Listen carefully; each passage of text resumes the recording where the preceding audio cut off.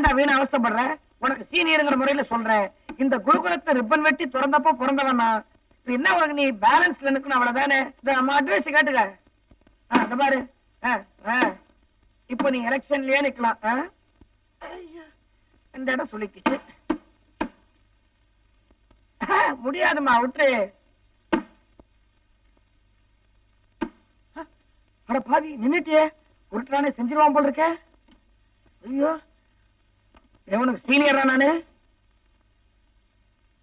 சரி, இத செஞ்சு முடிச்சுட்டா ஓகே. இப்ப நான் அந்த டின்ன அங்கிருந்து உருட்டி விடுவேன். அது உருண்டு வரும்போதே ஏறி நின்று பேலன்ஸ் இருக்கணும். இங்க செஞ்சாதான் அங்க தண்ணியில முடியும். கொண்டா, எங்க பாப்போம்.